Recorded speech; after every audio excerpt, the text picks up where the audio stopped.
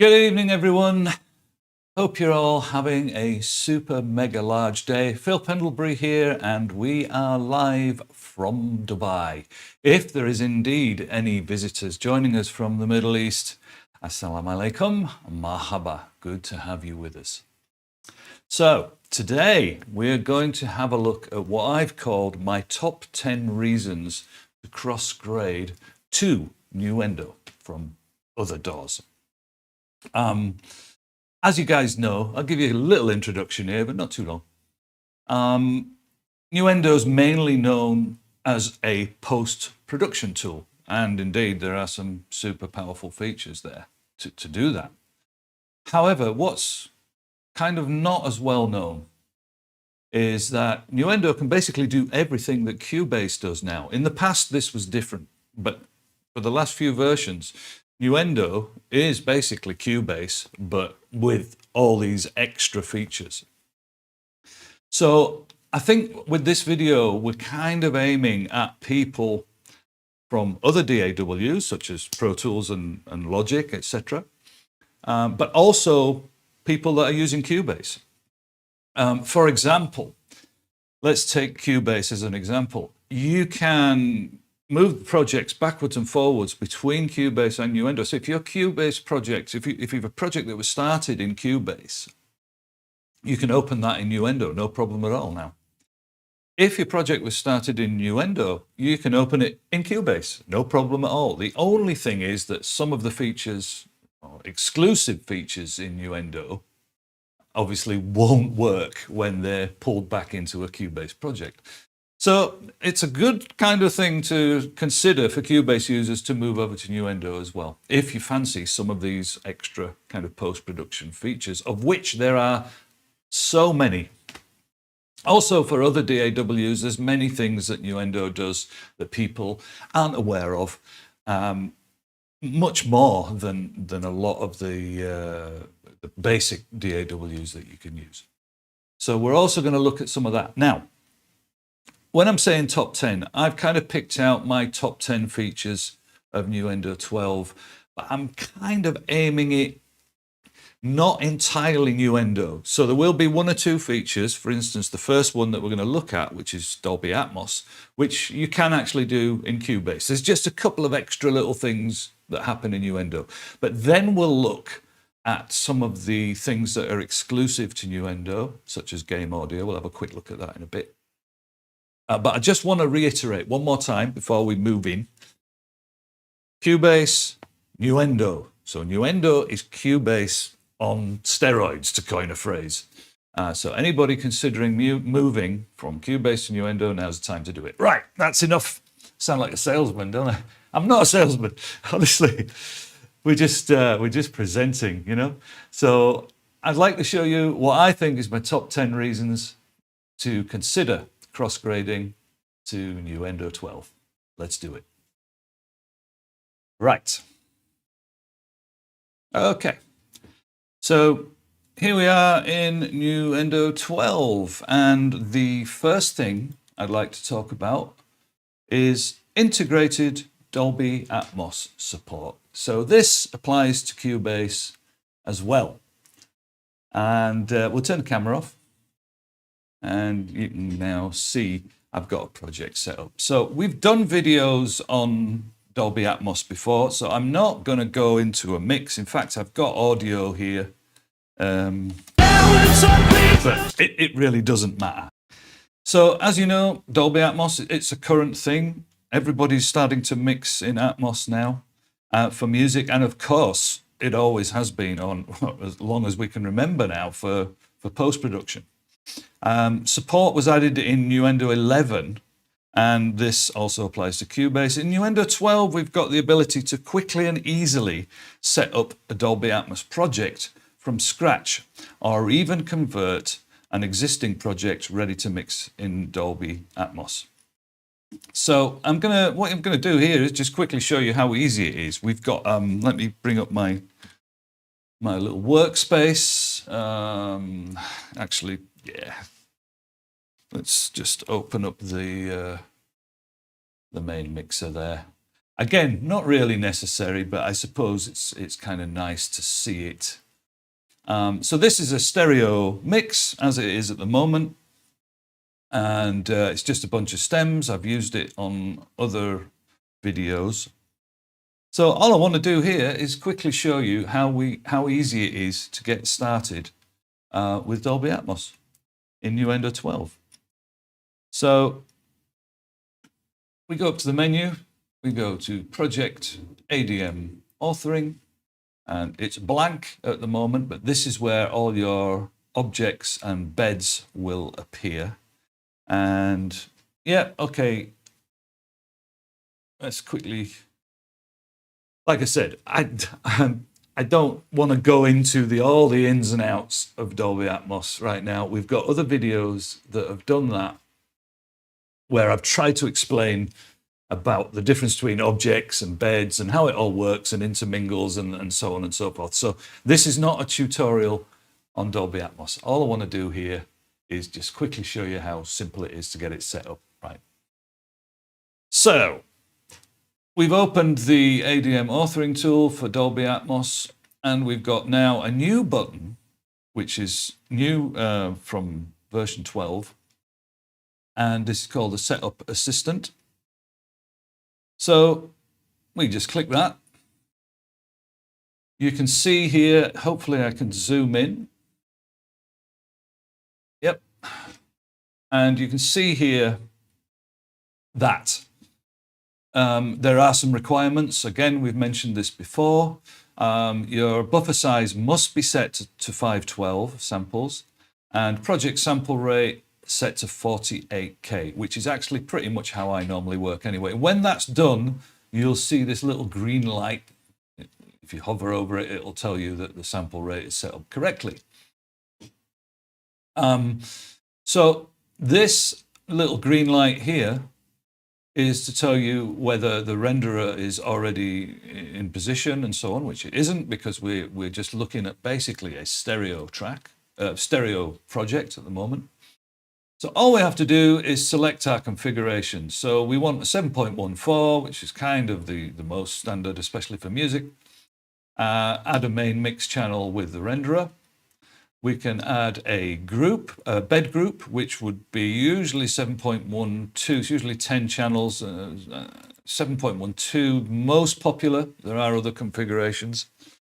And we can say add bed and route all tracks to the bed channel. I don't usually actually do that because I want to add my tracks as objects. But as I said, that's the options. That's how simple it is. We press OK. And that's it. It's done. And we've now got a standard bed that's been created. Let's leave that in the center. You can see that the standard bed has been created there. And if we just hopefully hover over the mixer, you can see that all the tracks that were stereo have now been routed to the Atmos renderer. And we can now take advantage of the, again, try and keep things nice and central, of the multi-panner to move things up, down, left and right, and so on and so forth. And it's really quite intuitive once you get into it. We've got the, let's see if I can just bring, yeah. We've got the renderer, which has been inserted there. That's what I just showed you. It's inserted into the channel.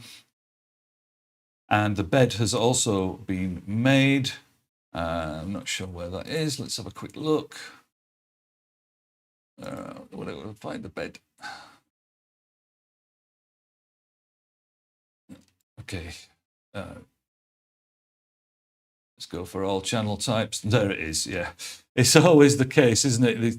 Getting organized, especially when we're live. So your standard bed here, which will be sending to the renderer channel. Usually I'll move this across and so on and so forth. There's no need to do that right now. Anyway, that's basically it. We're now in a situation where we can start to mix in Dolby Atmos. You can then follow some of the other tutorials. I'll try to put a link. You know, it's clever, isn't it, when people do this? I'll put a link just up there. Which way around is it? I'll try to put a link down there. There, that's easy enough. I'll put a link down there to a couple of my Dolby Atmos videos, which will hopefully give you a bit more of an insight on some of the mixing tips and tricks on Dolby Atmos. All right. And in fact, before we do carry on, there's one little thing I should probably mention here regarding Dolby Atmos, which actually only came across recently. So let's just bring up the renderer again. I just want to quickly. All right, so let's make sure we're zoomed in. So within the renderer, you've got options to downmix. Again, don't need to go into all that right now. We've also got the output levels and integrated blah, blah, blah, blah, blah. We don't need to worry about that right now. But we've now got an option to do a binaural downmix. Now then, in my tutorial the other week, I mentioned about how somebody asked actually, how do you actually export the binaural mix? And obviously you don't want to be using an ADM file, it's a binaural mix. So I found that what I can do is basically just add a send to my main outs. But this is one thing that's not possible in Cubase. So you can't add sends from the renderer in Cubase, or at least when I tried it, you couldn't, and the gentleman that was trying to do it couldn't either. So unless there's something I've missed, there's no way to do that. So that's one of the advantages of Nuendo, is that you can actually send. So we could send, we could set up a send here that will send to my main outs, and then I could do like a real-time export or even just a normal export of my main stereo out, which would then give you the resulting binaural file. So I thought that was worth mentioning. Right, let's move on to number 2. Camera on. Okay, so for this one, I need to open another project, so we'll do that. Well, in fact, yeah, let's do that right now. This one. And number 2 is going to be the ADR taker. And actually, I'd like to just broaden it a little bit and show you a few of the little dialogue enhancement things that go along with that. Yes, we do want to activate the project. Thank you. So yeah, ADR, a bit of dialogue. Number 2. Let's get into it. Camera off. And the project has loaded. That was good timing. Right, so let's go back to the start before we look at any of this stuff. Let's just go back to the main screen. So this is a voice acting project that I've used actually before in again another one of the tutorials. So again, we don't really need to listen through it, but just to give you an idea, let's find a little. Let's play a little bit. Thanks, Jeremy. Hopefully you can hear that. I haven't got my headphones on, so I can't verify. Here today. I can actually lift them up and just check. Kill them all. Yeah, okay. In fact, I will put my headphones on.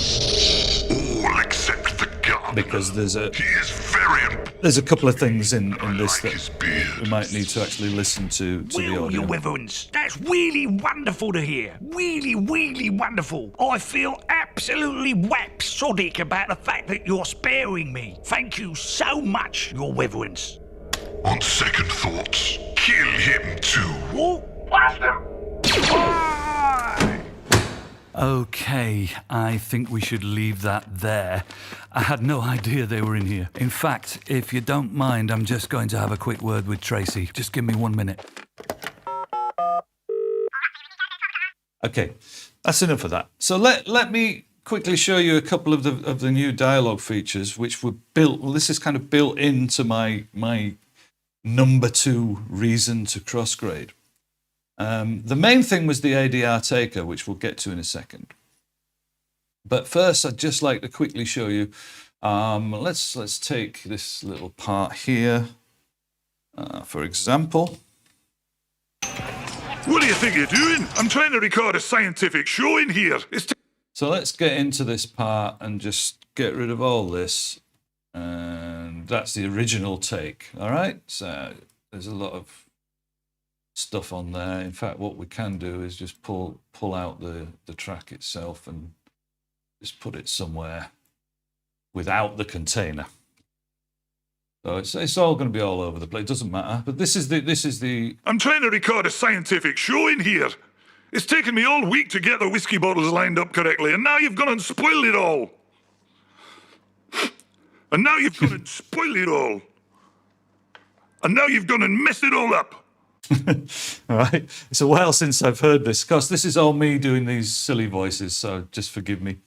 So, dialogue detection. This is something relatively new. If we go up here, hopefully that menu thing is zoomed in, and we go to advance, and we can go to detect silence. Now, previously, we could do, of course, detect silence, which was a way of finding the silent places between, various files, depending on levels and so on. We now have a new feature called dialogue detection. So all we do is we select that. We can say strip silence. We can still add some other things. And we can add them as the regions that are found. We can add them as regions or not. So let's just do it as it is. And so I'm just going to quickly run through that. Let's see what happens. So you see, it's picked out. We can audition this, but I'm not going to bother. But you can see the settings I've got as well seem to have worked quite well. It's picked out all those little individual pieces of dialogue. Notice that sniff that I did has been ignored. If the dialogue detection was set up to pick up on level, then that sniff might well have got through, So that's actually quite neat. So that's your basic dialogue detection. We can then process that. And you'll see now, back on the screen, that let's just zoom in a little bit. I know it's tricky, this, because I'm working on a 4K screen, and I've got everything lovely and clear, but it doesn't come across sometimes as well when we're streaming. Right, so you can see that it's now picked out, separated those bits for us. Here. It's taken me all week to get the whiskey bottles lined up correctly, and now you've gone and spoiled it all. And now you've gone and spoiled it all. So now it'd be quite easy if I turn snap off to move those around and, replace the takes and so on and so forth. So that's the dialogue detection. So again, before we get to the main ADR, another fantastic feature, which I've already used in this project, and you can see on this marker track here. What I should do here is actually just put this back to how it was. I think that's about it, is it? Let's have a quick look. Yeah, that'll do, I think. What do you think you're doing? I'm trying to record it. So if you look at this marker track, you can see that all the different characters are all designated by markers. And that is so simple to do now. It's incredibly simple. Hopefully I can remember the correct menu option, but let's just say, let's select these character bits here. So all we need to do now, again, is to go back, project, and create markers from selected events. So I've selected those characters. There's so many settings that you can make here. You can base the marker names on certain things, the track name or the part name, and so on and so forth. You can add lots of extra mappings. Again, not going to go into it now because it's supposed to be a quick top 10. Add markers, and what you end up with is what I've got across the top here. Okay, so you can see that every single marker delineates each character's part. So down to the ADR, how does that affect? Right, so I'm just going to undo that. And now let's bring up the ADR taker. So you would probably be using a video, I suppose, but in this case, it's just voice acting. So we just imagine that there's a video here. And you can see that with a little bit of work, basically those markers that I set up for all those parts, it was then a simple job for me to go in and put in the different script parts. You can see also, we need to pull out. I hope you can see this, but you can see also that we can do lots of sorting now. We'll sort by ID. So we can go through these and we can literally select any part by the markers. We can see the script. We can see the lines here. And of course, if we're taking with an actor, it's very simple to audition. You can see the little lines moving in, telling him when he's supposed to start. And you can see the little green here, which means we're playing back. And if I do record, you can see the little red there, and so on. And that's all set up. In another area, which again, I don't want to go into now, but let's just say that you can get superb results with this. Finally, I just want to quickly mention with the ADR taker that we now have filtering abilities. So as you can see, although I did all these voices myself, I've got all the different characters named in the description. So if I wanted to, for instance, if let's say there's hundreds of lines here, which, you know, in a movie or even a short movie, there will be. If I wanted to just look at the character of Phil, I can now filter by deselecting them all. I can just select Phil, and there you can see now all my bits that were specifically, for me. And let's say, all right, we want to also look at the newsreader because the same actor does his voice. And there you go. So the filtering is a huge thing. One final thing with Dialog, which I kind of think is relevant to this. Again, I'm not going into detailed tutorial here. We've got other videos that do that. But I just want to give you a surface scratch of the feature itself. So with Dialog, the other thing we now have is the ability to auto align, but we can add multiple targets now. So in other words, if we have 10 voices all on different microphones, we can select the main microphone and then we can add that, and then we can select the other microphones, which might be boom, there might be an atmosphere mic, there might, who knows what. And we can now use auto alignment to align them all, and it actually works really well. Again, there is a video on that. So I hope you forgive me. I'm kind of cheated a little bit, I know, because, but let's just call number 2 Dialog features, which includes the ADR taker. All right. Ooh, okay. I think it's time for a little sip of coffee. Cheers, guys.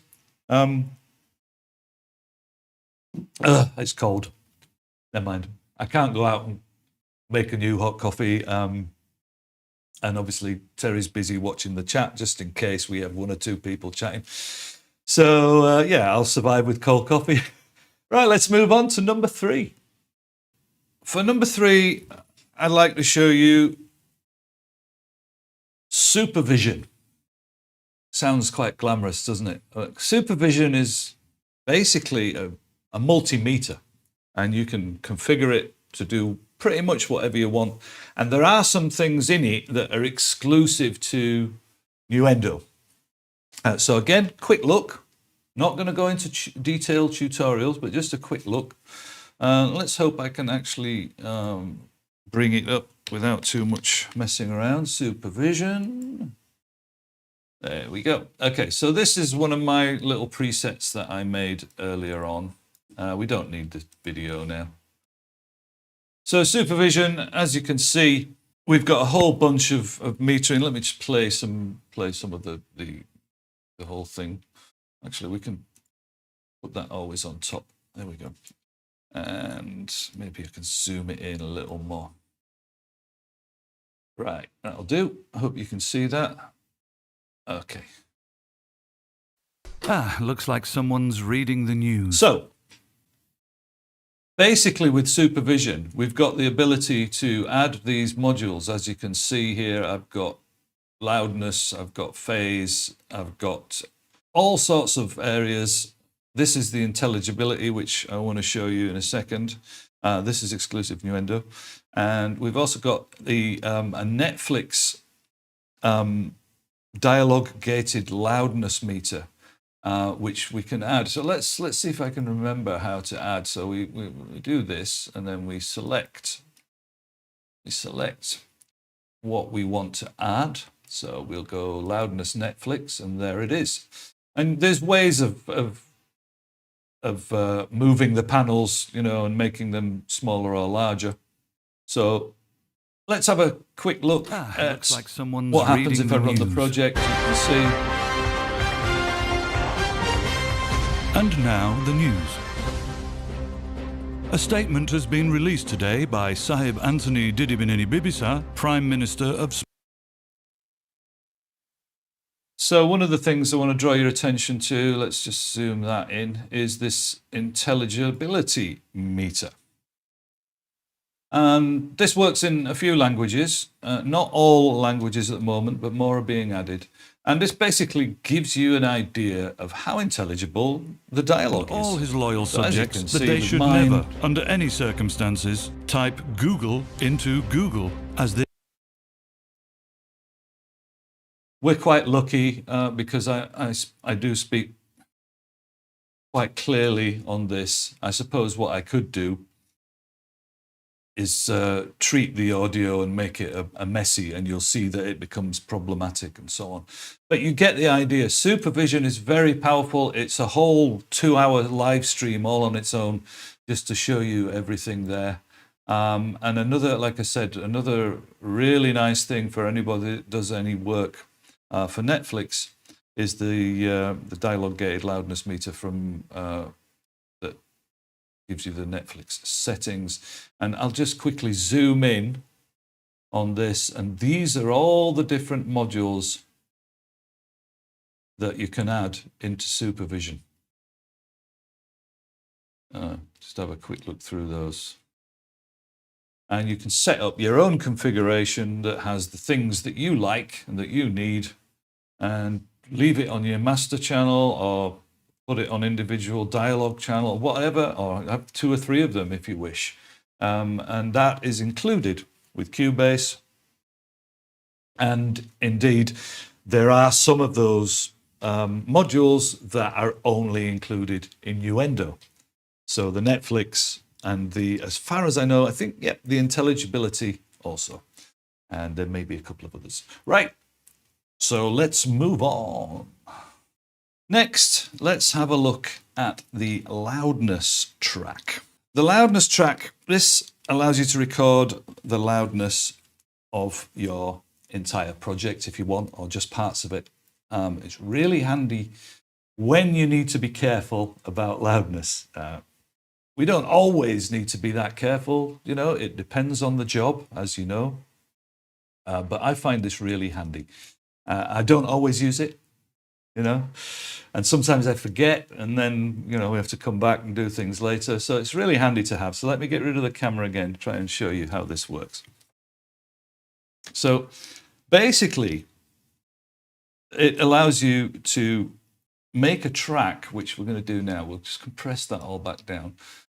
And I'll add it underneath the markers. So we add track and loudness. Let's make this nice and large. So you can see the settings on the track itself. I'll try and zoom in over there before we actually do anything. So we've got ability to choose LUFS or LU. You can see in the inspector here as well that you've got a reading of what's going on. We can do quick analysis, and we can also skip between different ranges. So let me just select some parts. Actually, we can just run the track, can't we? We can also show true peaks as well. So if I set that into enable, so it's a bit like the record enable button on a normal track. It's switched on, obviously, and we can just run the track. Hello, can I help you? Hello. Do you mind if I have a look around your studio? No problem. Come on in and I'll show you some of the things going on here. We're recording lots of voices today. Let's have a look and see what's going on in Studio One. Okay. Looks like someone's reading the news. And now the news. All right, that'll do. You can see from that, and if we zoom in, you can see that we've now got a very useful little readout. And if we have a look at the inspector over on the left, and you can see again that there's the readings are all there. We can actually colorize, not really so important, but we can colorize the track. The short term shows the maximum value of all short term loudness values based on a time window of 3 seconds. The measurement is not gated. And integrated shows the average loudness. Again, you can have a look at the manual, I guess, for this. We've got the range, we've got true peak, which is okay at the moment, and the percentage of speech that is detected in the audio.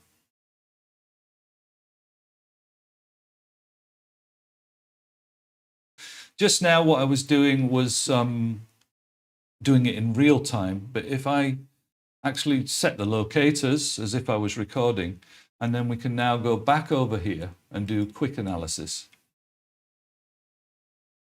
And we'll let that run.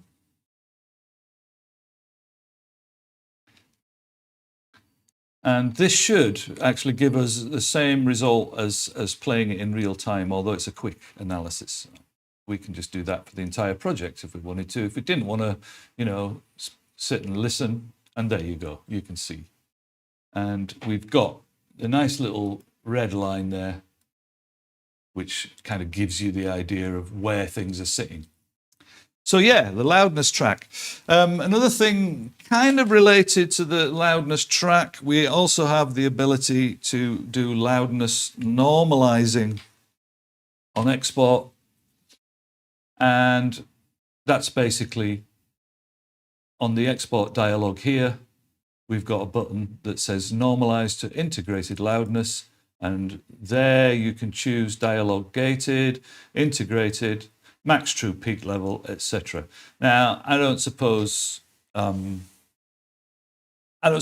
people in big studios and big movie houses will ever want to do that. They will always want to do it manually. But again, can be handy. So yeah, there you go. Loudness all over the place. Nuendo 12. Let's move on. So I think we're up to number 5 now. And here's some stuff that is actually another quick drink of cold coffee. Cheers all. Yuck. That's horrible. I might have to nip out and get a glass of water in a minute, because I'm getting a bit of dry throat. But not to worry. So here's something that's actually, these things are all exclusive to Nuendo 12. You don't get these in Cubase. And you certainly don't get them in any of the other DAWs that I'm aware of. So a quick run through what I'd like to call in this section is sound design tools stroke plugins. So camera off. And I'll keep this project up. I'm not going to mess around getting rid of the loudness track and all that. It's all still there. So you had a quick listen to this. You can hear it in other projects. But let's home in on this particular section, the Dark Lord section, which I played you earlier. This is a restricted area. Kill them all. Yes, sir. All except the gardener. He is very important to me, and I... So, as I've said in previous videos, this was my attempt to... It's a comedy kind of thing. So pull that little part in there. But this was my attempt of doing the Dark Lord kind of thing from Star Wars, but in a kind of funny way. So I basically just talk like that. But of course, you can still tell it's me. I'm not really a professional voice actor. I have done some, I suppose you could say I am, because I have done some paid voice acting work, but compared to the big guys, yeah, that's not me. But what helps is some of these tools. So what I like to do here, I'll just bring up this one. This is Voice Designer. And what I'm going to do is just bypass it and let you listen to my kind of raw audio. All except the gardener. He is very important to me, and I like his beard. So yeah, there's a little bit of EQ and so on there, and a bit of reverb, but it's basically me. Imagining that I had a dark cape and talking like this, kill them all. But to give it that extra kind of gravitas, I've enabled the voice designer on it. So this is what it sounds like with. All except the gardener. He is very important to me, and I like his beard. And without. All except the gardener. He is very important to me, and I... So actually with this particular track, I haven't done a great deal. I've done some detuning and a little bit of spatial stuff. But there's a lot more that you can do. All except the gardener. He is very important to me, and I like his beard. Let's cycle that. All except the gardener. He is very important to me, and I like his beard. All except the gardener. He is very important to me, and I like his beard. All except the gardener. He is very important to me, and I like his beard. All except the gardener. He is very important to me, and I like his beard. All except the gardener. He is very important to me, and I like his beard. All except the gardener. He is very important to me, and I like his beard. All except the gardener. He is very important to me, and I like his beard. All except the gardener. He is very important. So if we put... I was just having a little mess around there. It's a while since I've done this. We put that into context now. Let's go to the gardener himself, which was...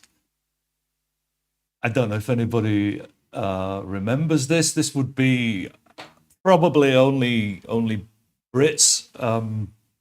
There was a show on TV when I was a kid called Tis Was, very funny. It was kind of aimed at kids, but there's a lot of adult humour in there. And it was Lenny Henry and Spit the Dog, Chris Tarrant, and all these people. And one of the skits that they used to do was it was actually Lenny Henry who used to do David Bellamy, and David Bellamy was a gardener, and he had a, I don't know what you call it when you can't say your R's, but Wilquish, really wonderful to be here. And he used to speak like that. So this is where my gardener voice came from. So if we just play a little bit at the end of the gardener. That you're sparing me. Thank you so much, Your Reverence. On second thoughts, kill him too. So you get the idea. You get the idea. You can have a lot of fun with the voice designer. I really only just scratched the surface on that one. Okay, and another one of the tools. I need to open another project here. Hopefully, I got the correct. Let's try this one. Is the Doppler plugin. And this one, again, I've demonstrated it before, but let's get the camera off again. Hopefully we can find the relevant part. Let's see if this plays. Yeah. So we'll just pull this down into the center. And if I can find my inserts, there we are, Doppler. Okay. Actually, no, I put that to the side. a little bit of juggling around. So first of all, I'm going to just disable Doppler, and then we'll play that. No, not that. That comes next.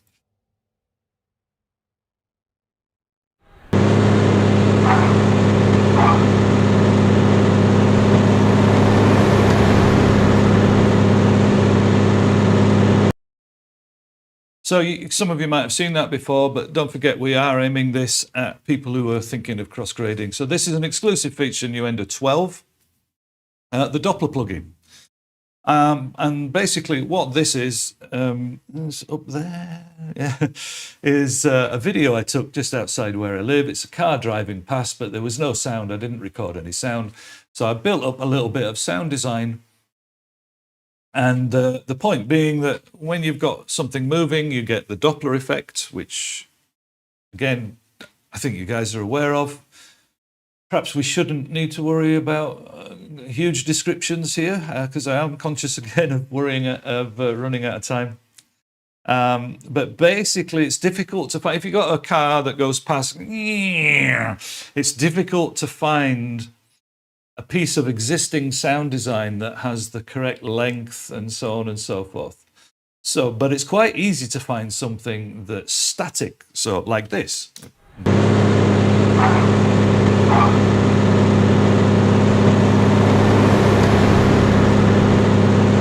So basically, it's just one tone. So what we can do with the Doppler plugin is we can emulate the movement. So let's just enable it.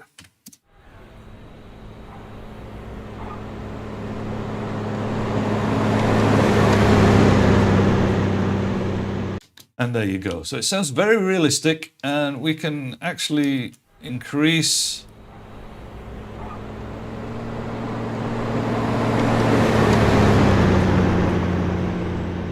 obviously I have done it to already to make it sound as best as I could, and you can go really crazy.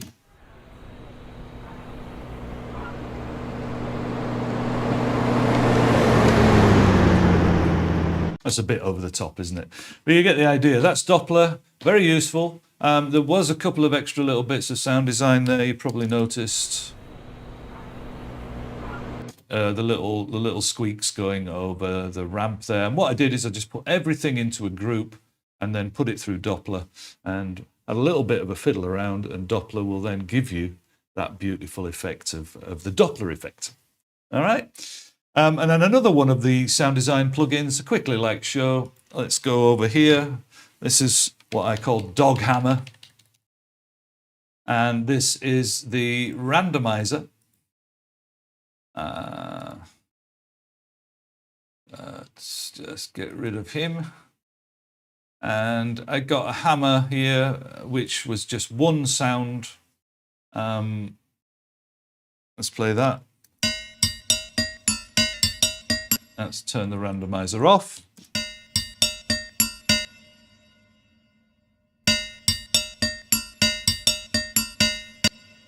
So, and with the randomizer on, and again with the randomizer, what you can do is basically randomize pitch, timing, the kind of color, and and the impact is like a transient thing. So we could take that static hammer and kind of exaggerate some of the pitch. Not the most realistic, that one. And then of course I did this.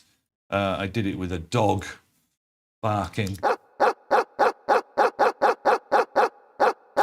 So it's the same sound, obviously, but then you put a bit of randomizer on it. Again, it's disappeared behind there. There you go. You can hopefully come up with some more creative ways to use randomizer than I did for the video that was done a little while ago. But there you go. So it's 3 really useful sound design tools, plugins. Voice Designer, Randomizer, and Doppler. And on top of that, we also have Headphones Match, which is another thing altogether, but it's a plugin that's supplied with Nuendo 12 and a few others as well. So, yeah. All right. So camera off, and let's move on. All right. Ooh, okay. Let's close some of this stuff down. I'm going to ditch this project in a minute. So yeah, my next kind of reason that you should consider moving to Nuendo is the content. Something that doesn't get mentioned a lot, actually.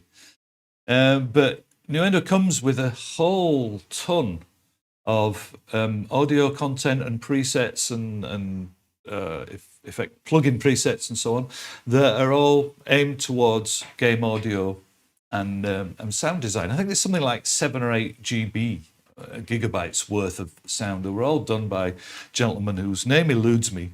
And I just thought we'd have a quick delve into a couple of those.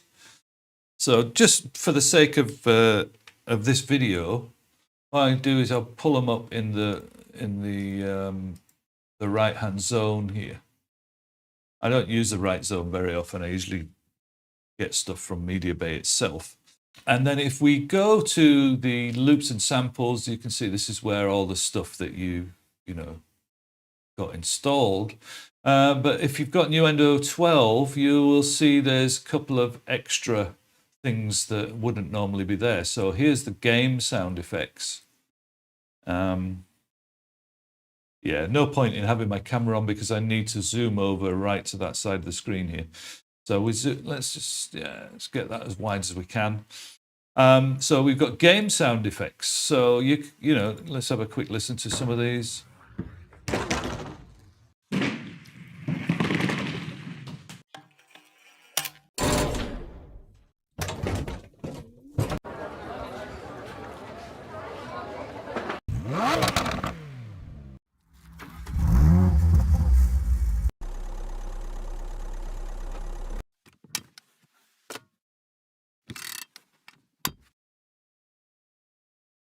Yeah, okay.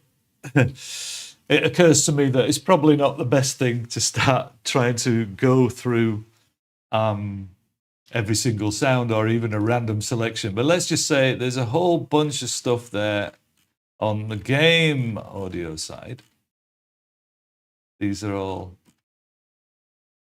that come with Nuendo. Hopefully you can see this. There's just a whole bunch of them.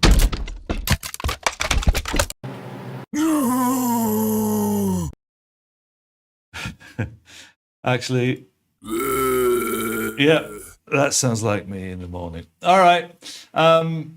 So that's the game sound effects. And then if we scroll down, we've got pro sound effects.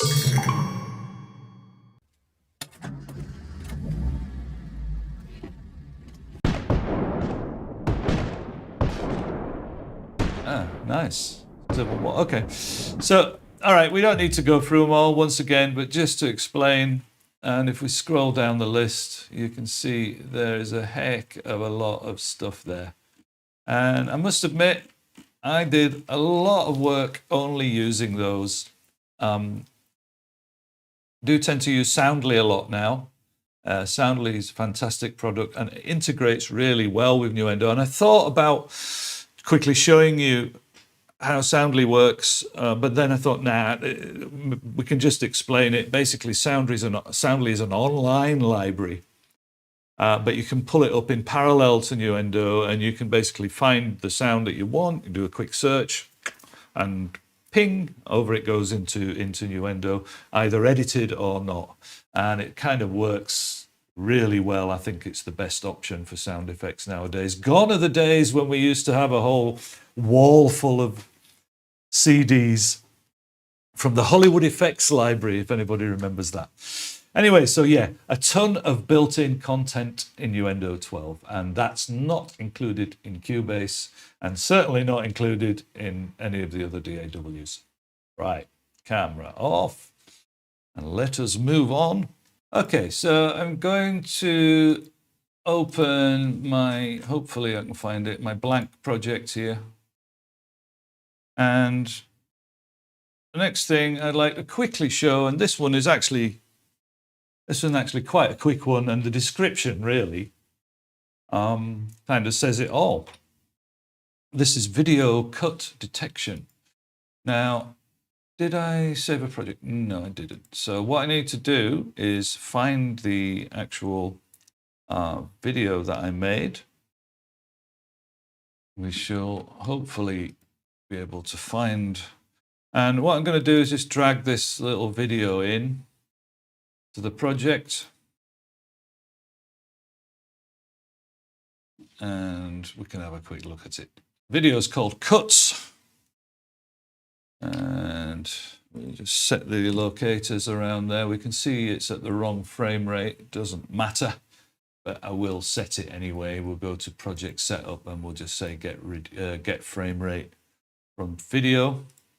And here's a little video. Just have a quick watch of this. We'll pull that up to the middle.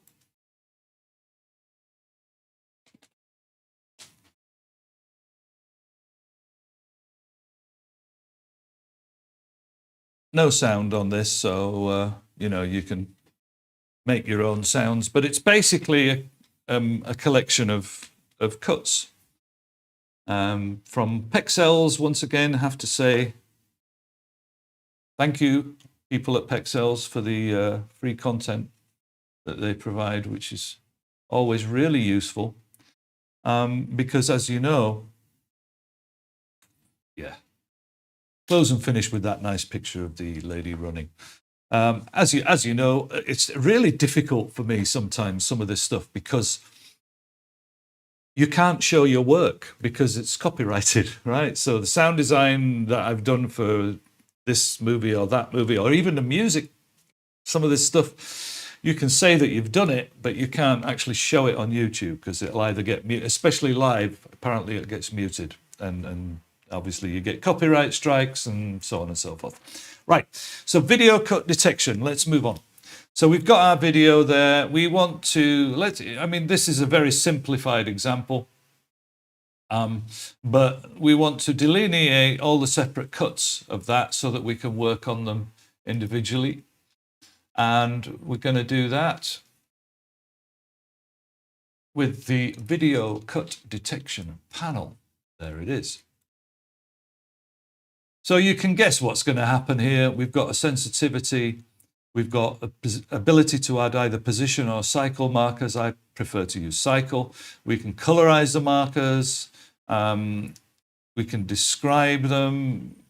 We can use the video event name, which I don't need to at this point. And we can add the markers to either an active track, marker track, or to a new one. So I wonder if we can still, yeah, we can. That's good. So let's get rid of that marker that's there. I shall try and zoom in the screen so that you can see all of the area that we're actually going to be working on. And then we'll do analyze video. Oh, of course, I do have to select a video. There we go. So while that's analyzing, what would be your uses for this? Well, again, if you imagine, okay, you're going to leave this running, it might take a few minutes if it's a very complex video, and you might have to just experiment a little bit with the sensitivity. But what you'll end up with is a bunch of markers that delineate all the different cuts. So if you're composing, you can quickly skip backwards and forwards to see where that cut was and so on, instead of you having to manually put markers in, which you still can.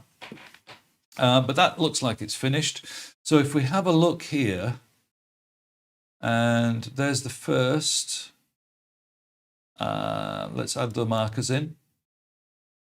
So, and we can actually kind of semi-audition by looking here as well, but let's, and you can move the cursor as well a little bit if you want to, but let's just go back out of the screen and let's go here, play that first bit.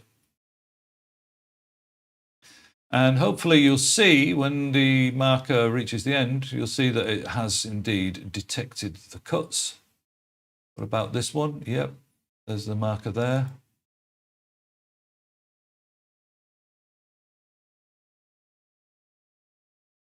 So that's super useful. You get the idea there. There's no need to watch that over and over again, unless, of course, like me, you would just like to watch the last bit. Okay, I think we're on to number 8 now. Camera back on, yeah. For this one, I don't really need to show you it, but I'll just show you how we get to it. So number 8 for me is the brand new sample accurate automation. So if we go to Studio and Audio, forgive me, Studio Setup, which is where we do all the setup for our audio interface and so on and so forth. And we can now scroll down to the bottom here. I'll zoom in. And you can see Volume Automation Precision. And basically now you can set this to whatever number you like. It does increase a little bit of the CPU usage, but basically you can set that now right down to 0 samples, which means that obviously any volume automation that's made will always be locked to that sample. So super, super accurate, depending on how accurate you need it. I have mine, as you can see, I have it set to 8 samples, and I find that absolutely adequate. But for those of you that need, more accuracy with your automation, then now you have that ability with sample accurate automation. Okay, so that was nice and quick. So number 9, all right, let's just close this down and we can get rid of this video, sadly, and we can get rid of the video itself as well. And we're now back to basically a blank project-ish. It doesn't really matter. Number 9, this one, I've got to be honest, is one of my favorite features of Cubase and Nuendo. So this isn't exclusive to Nuendo, but for any people coming from other DAWs, I'm sure you'll really appreciate this. And this is the ability to import a track from a previous project. I'll quickly show you how this works. We go to File, we go to Import, and we go to Tracks from Project. And let's go to the, that's there already, so we might as well use that. That's the project that we were just looking at, I think, or it's a similar version with the voice acting thing. And you can see, so it's read that project, and it's now showing you all the different tracks that exist in that project, all of them. So this would be from the tempo, a marker's signature, of course, all the audio, MIDI, instruments, groups and effects, etc., etc. So you can imagine the use for this. We sometimes use track presets, so you've got a particular drum sound that you really like, or a particular voice that you really like, etc. But sometimes when you're in the middle of doing a project fast, you don't have time to do that. And then you say to yourself, I could really do with that voice effect from blah, blah project. But I didn't save the presets or any of that because I was in such a hurry. And then you have to load that project, wait, and then you save, blah, blah, blah. So now we have the ability to just literally open that project and select the track from that project that we like. So let's go for our Dark Lord. And we'll say, go to a new track, and you can choose whether to import the events that are on that track, i.e. the audio itself, and the channel and inspector settings, and the automation.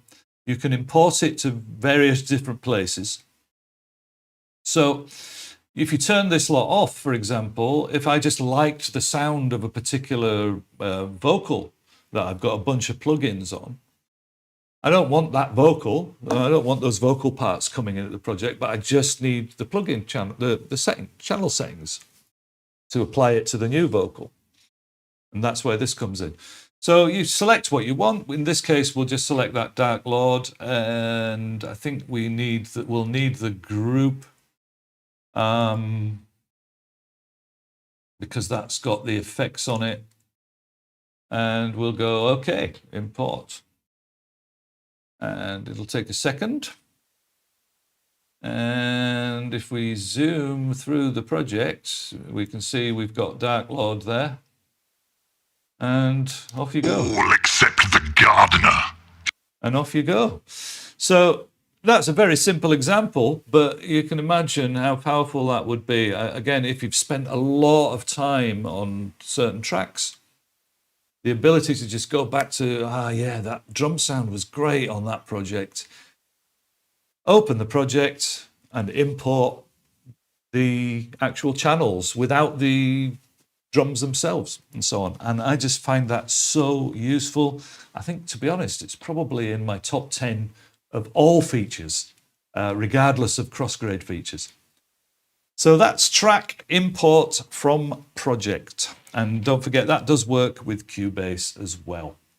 Okay, so we're near the end. The last thing I wanted to quickly touch on is Game Audio Connect. So I haven't got that set up actually on my system right now, but I just want to quickly explain how it works. I have done a little bit of work with WWise, or WWise, as some people like to call it. But what I've done is I've prepared a little slideshow just to give you an idea of how it works. So if we bring my little slideshow up here, this is just a little PowerPoint. Hopefully we can just quickly go through this. My number 10 feature, reason to crossgrade to Nuendo 12, and this is Game Audio Connect. So we've got the Game Audio Connect tool, which is basically this box here. If you go to the menu, you can open this up and you can see it. And Game Audio Connect acts as what we call middleware. So it allows you to transfer assets directly from Nuendo to WWise. So how do we do it? Well, we open up this Game Audio Connect dialog, which you'll find in your menu on Nuendo, and you'll get the settings here, which enable you to do various things, including using Perforce if you're into that. And you can enable the connection and so on and so forth. You have to set it up in WWise as well. Like I said, unfortunately, I haven't got WWise installed on my machine at the moment. So yeah, we do the setup. Once we're connected, and it's pretty flawless, to be honest, how this works. Once we're connected, you can then transfer assets. So you've done some work in Nuendo. You put together your kind of audio assets there, you know, let's say a load of sound effects, or the growls and talking, or noises, gunshots, etc. And then you can pass them through the Game Audio Connect over to WWise. And then, once that's done, you can also go back the other way as well. So you can export the assets to WWise, manipulate them in there. You can drag and drop them onto the connector, which is this part here, goes over to WWise. And, or you can use the export selected events dialog or the export audio dialog. And once within Wise, you can also edit your sources back in Nuendo very easily. So within Wise, you then select the content and you can reopen it back in Nuendo. So it's a little bit like what I was showing you in the last video but one, where we had Spectral Layers and Wavelab all connected, and being able to open a project from Wavelab, a Nuendo project, a file that was made in Nuendo, back up into the project that it was made in from Wavelab. So it's all connected, and that is exactly the same kind of thing, how this works with Game Audio. So those of you that are familiar with WWise, yeah, I'm sure you're probably already using Nuendo, but those of you that aren't, well, this is the way to go. Right.